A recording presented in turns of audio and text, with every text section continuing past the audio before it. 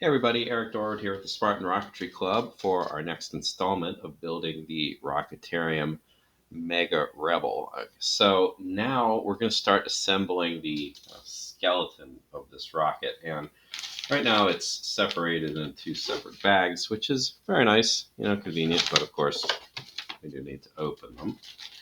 This one we need to be careful about because the discs in it that make up the body are in a sequential order. At least they are for the moment. We want to preserve that if we can. As for the other bag, this is the outside bits. And we only need, so we're going to work on the top half of this part. So I'm going to leave the bottom parts in the bag off to the side. All right, so we're ready to rock and roll here. Now, these are going to fit together in sequence, but before we do that, the instructions say that I should be labeling the discs from 1 to 9, smallest to largest, and as you can see from the instructions, that's going to be really important because they don't exactly go in order from smallest to biggest in the build itself. So let's go through and do this carefully. I'm not going to make these big numbers, but just large enough so that I can see them. I'm going to write right by the hole, which I'm assuming is where the launch lug, or rather which acts as the launch lug, 4, 5, and so on and so forth. This one actually doesn't have a launch lug. 6, 7, 8, and this one is the one that goes in the middle, I believe. It's number 9. Okay, so they are labeled.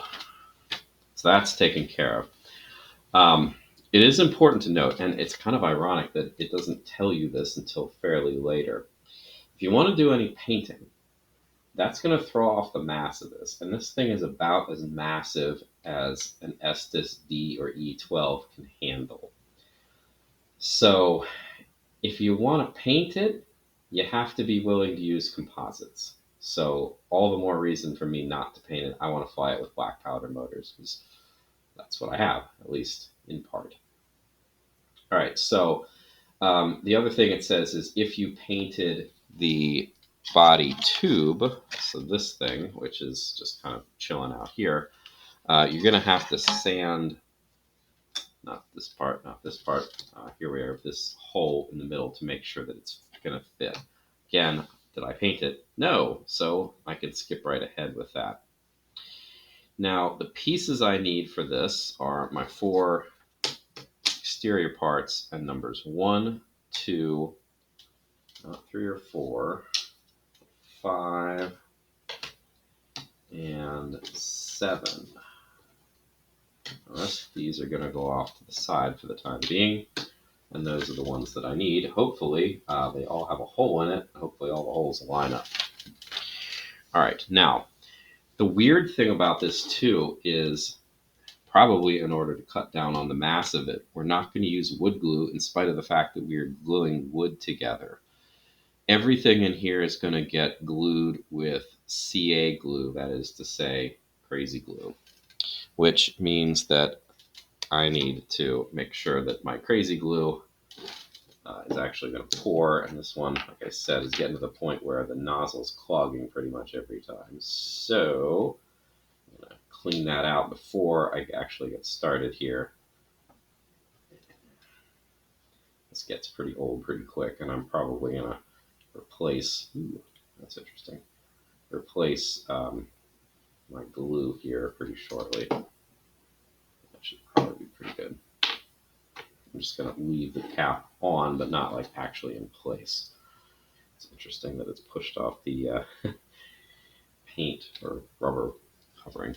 All right, so anyway, what's going to happen is this is going to jigsaw together. And I think what I'm going to do is I'm going to put the pieces together, each part of the circle parts into one of the rib parts first. There we go. And hopefully I'll be able to build this out fairly easily from this point. Again, we're using CA glue here. I'm not entirely sure why, because wood glue would definitely accomplish this. CA is going to make it stronger, of course. Probably don't really need the strength, but what I suspect you need more than anything else is the mass, because wood glue does tend to get a little on the heavy side. CA glue is much more potent for the mass that it has, which is to say not very much. It is quite light. So anyway, we're actually going to put this together first. Yeah. And this isn't going as easily as I would have hoped. It's not, there we go. It's not like it's really difficult, but getting everything to line up just right is not as easy as you might think. Everything needs to come together flush right at the nose cone. So I'll try to get everything basically together as I'm going. There we go. I made a bit of a difference. There, now we're starting to get somewhere. Okay. These still don't quite line up. That's fine. All right, continuing.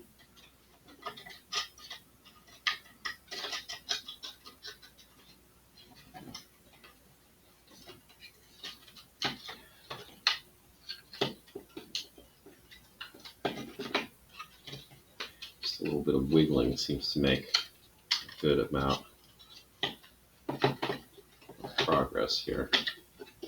Also, there are a number of sharp little splintery things, so watch your fingers.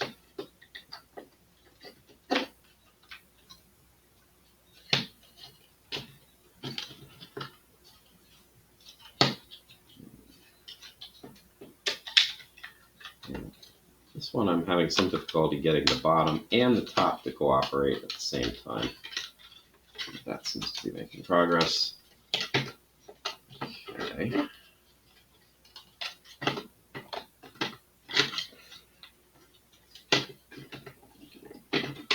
All right, last one. Hopefully, the fact that I've got 3 out of 4 in place makes this easier, but you know, having just said that, I have a feeling that it's not. I mean, honestly, this could be a lot worse. What you don't want to do is force anything here and end up snapping the wood. So, slow and steady is the order of the day here.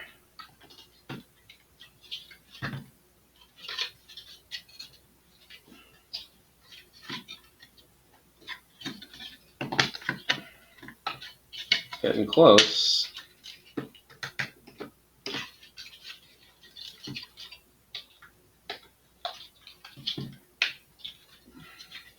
This side, the last bit, is proving to be stubborn, not surprisingly.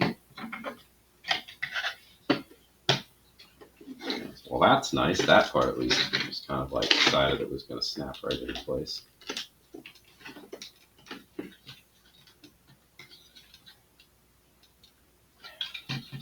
Getting close.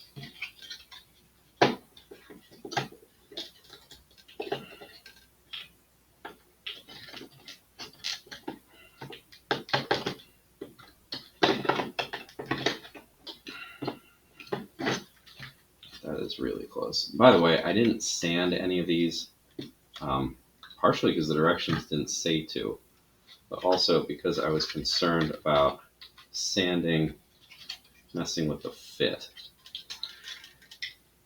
I don't know. That might have been a concern that wasn't warranted. This is a pretty snug fit as it is, and it's not quite done yet. So I have a feeling that sanding it probably wouldn't have hurt anything. Okay, that I believe is, yeah, that feels pretty good. Now, all this stuff is supposed to come together, and the instructions say, let's see, the tips of the forward nose cone pieces should come together to form a small square. If they do not, keep pushing sides inward.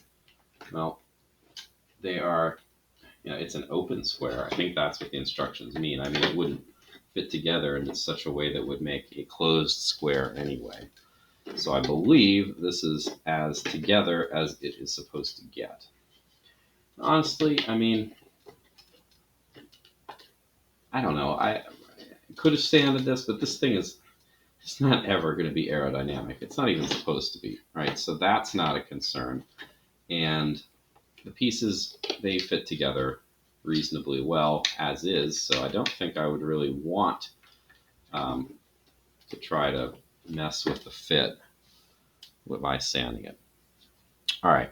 In any event, one thing I need to do now, and you've probably been able to see this all the time, the hole, I was careful at least to make the hole all on the same side. Looking down the hole, it looks pretty good. Just double checking it. I mean, honestly, it could be better.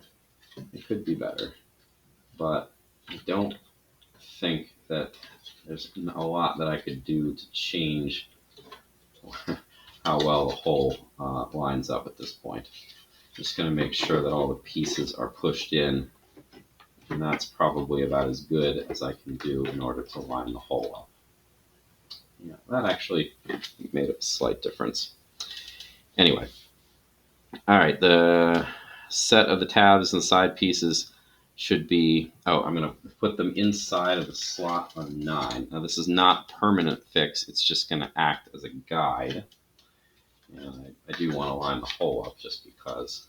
So, and this is just, it's not decoration or anything. It's just to check for alignment. So,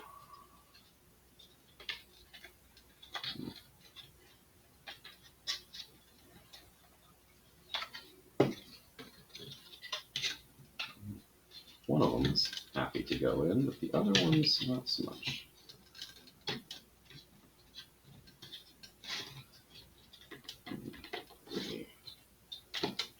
There we go. All right. They are, they're pretty good. Okay. Double checking the hole. That actually, I think that helped a little bit too. So,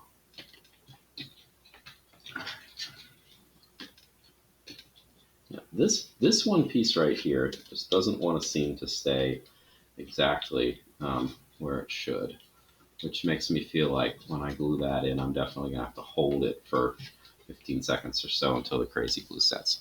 Anyway, now it is definitely time to glue. It says, glue this assembly together using thin CA glue. That's what I have. Remember to wear safety goggles. Well, let's just say I'm wearing safety goggles.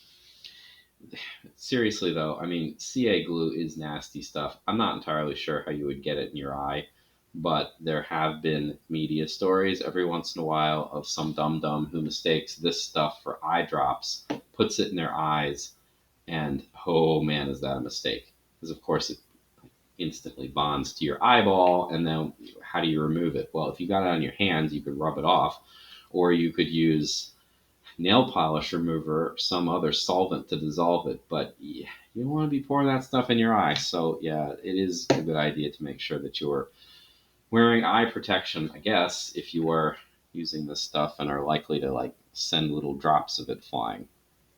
Anyway, the instructions say to apply glue to both sides of every joint, except we don't want to glue the bottom one in. So yeah, there are a lot of joints. What I'm going to do is I'm going to start by doing these outside ones. I'm not going to do the bottom because I'm going to want to flip it essentially. So let's just start. Let's see. I'm just going to squeeze some into each and every crack on this side. except for the bottom, of course, because I know I'm not supposed to do that. I'm going to go like this, and I realize that I am skipping this side. I will get back to that. Do be careful as you are rotating this around that you don't put your finger in a place that you've glued. And I'm only holding the edges, and I haven't, hopefully, got any glue on the edges. But again, this stuff isn't the world's friendliest material. You really do not want to mess around with this stuff. And again, this is it is a little surprising that we're using this instead of wood glue. I mean, it is stronger, obviously, but wood glue could do this job. And again, I'm guessing this is a matter of needing the strongest and the lightest material that we could get. Okay. Yeah, and again, there's a lot of glue on this, so just be careful where you're holding it as you rotate it around. Remember not to glue the bottom part. I say to myself to make sure I do not glue the bottom part in place. Because if I glue the bottom part in place, this is all over. Oops. Well, I didn't actually want to dislodge the bottom part either, but I did that. All right, where was I? By the way, the other thing that's worth mentioning is this stuff has some fairly nasty fumes. And I am obviously doing this indoors, but that's not the world's greatest idea, I guess. But I do have a fan going, so that's at least something I've got going in my favor. All right, I have now glued all the edges, so front and back of all of this. I'm going to let it sit for about, I don't know, the better part of a minute here, and then I'm going to flip it over and do the other parts. The other thing that looks like should be glued to is the 4 joints, top, bottom, of this particular part right here. That I'm going to have to do on its side. Now, in general, when I glue things, I definitely want them to be, the glue is going to pull down by gravity, but this stuff is especially thin compared to wood glue. So, yeah, I definitely want the stuff facing the right way so that it sets up in the right place. All right, that's probably good enough for the joints that I've done so far. I am going to now glue the undersides of all these joints.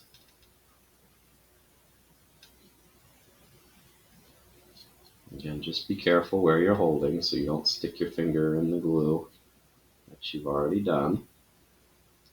Because the last thing you need is to bond your hand to the rocket. It's not good for your hand, and it's not good for the rocket.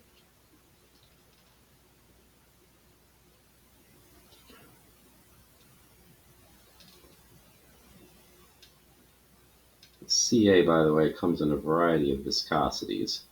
It says the instructions call for thin CA glue, as opposed to there's a gel version, which you could probably use here, and it would be fine.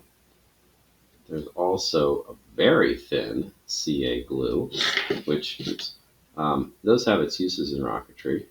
If you want to do something called papering a fin, you would probably want to use CA for that. Very thin, water thin CA.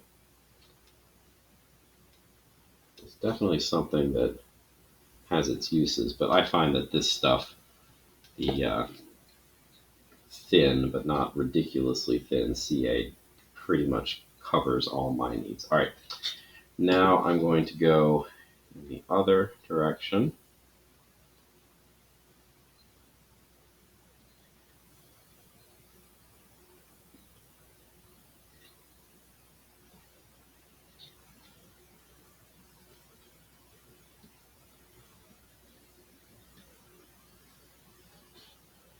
it is kind of hard to see what's going on here, both from my perspective and for yours. So some of this is probably out of frame, and I'm sorry for that.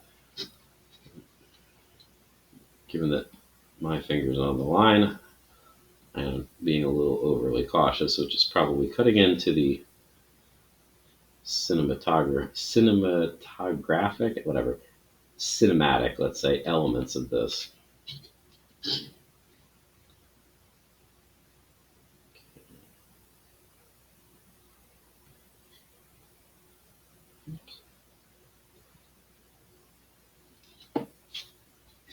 All right, that looks like, I believe I covered them all. All right, again, I want this to dry. Yeah, I think at this point I'm going to remove this 9, that'd be this one, just on general principle, because I don't want to do anything stupid to that. All right, so let this, I mean, this stuff, it bonds really darn fast. It dries quite quickly as well, too, but let's just make sure that everything's taken care of before I start flipping it around. Yeah, there are a couple more bonding points that I want to do along the edges here. And those ones, they don't quite come together, so I'm not sure how effective this is going to be. But, you know, I might as well. I got the glue.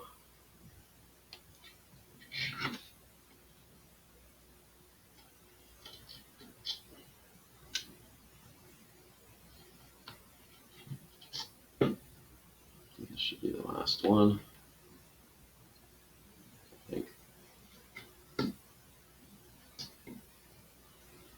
No, not on that.